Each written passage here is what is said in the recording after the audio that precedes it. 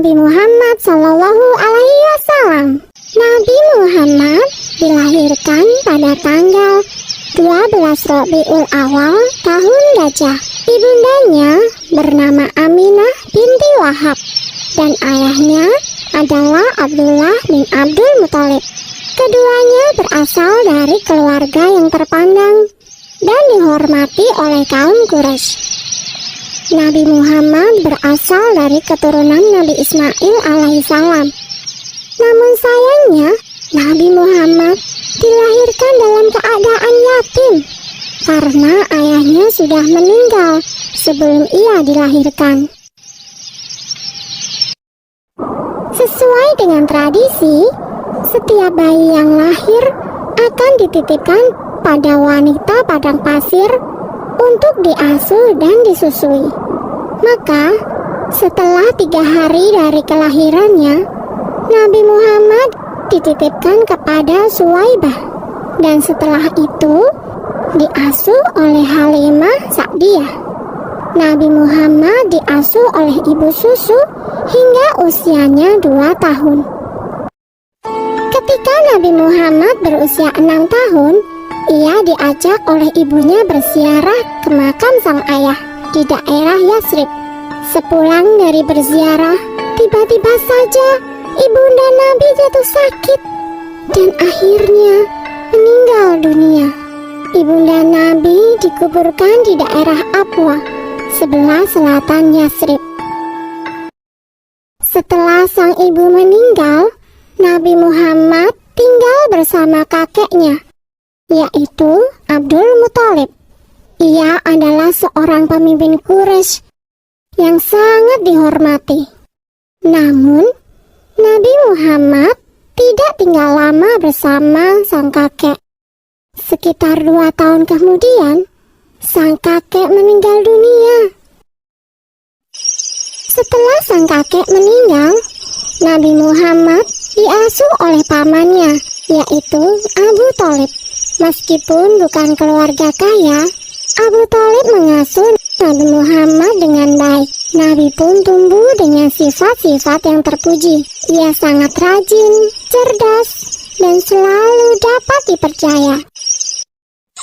Sejak kecil, Nabi Muhammad sudah terbiasa menggembalakan domba milik sang paman. Ia juga menawarkan jasa untuk menggembalakan domba kepada penduduk Quraisy. Karena sifat Nabi yang dapat dipercaya, banyak orang-orang yang menitipkan ternaknya. Demikianlah, Nabi sudah terbiasa bekerja sejak ia masih kecil.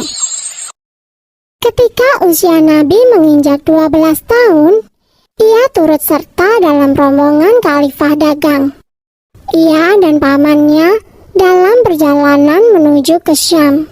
Ketika sampai di Busra, mereka bertemu dengan seorang pendeta Buhairah. Pendeta itu berpesan agar Abu Thalib menjaga Muhammad baik-baik. Ia khawatir jika bangsa Yahudi mengetahui keberadaan Muhammad, mereka akan berusaha untuk mencelakakannya.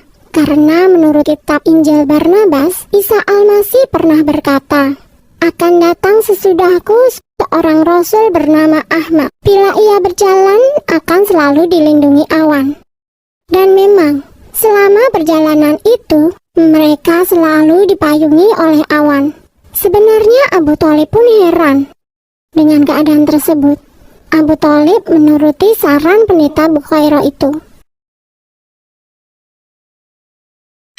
Abu Thalib selalu berhati-hati dalam menjaga Nabi Muhammad. Karenanya, Nabi pun tumbuh menjadi pemuda yang istimewa. Ia berbeda dengan pemuda lainnya. Ia tidak pernah makan bangkai, minum khamar atau alkohol, berjudi, berdusta, dan perbuatan buruk lainnya.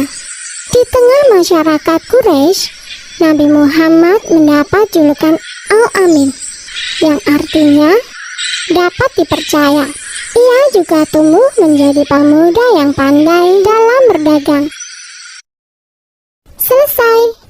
Sumber dalam Al-Quran terdapat dalam surat Asy-Syaff ayat 6, yang artinya, dan ingatlah ketika Isa ibnu Maryam berkata, "Hai Bani Israel, sesungguhnya aku adalah utusan Allah kepadamu, membenarkan kitab sebelumku yaitu Taurat, dan memberi kabar gembira dengan datangnya seorang rasul yang akan datang sesudahku, yang namanya Ahmad atau Muhammad."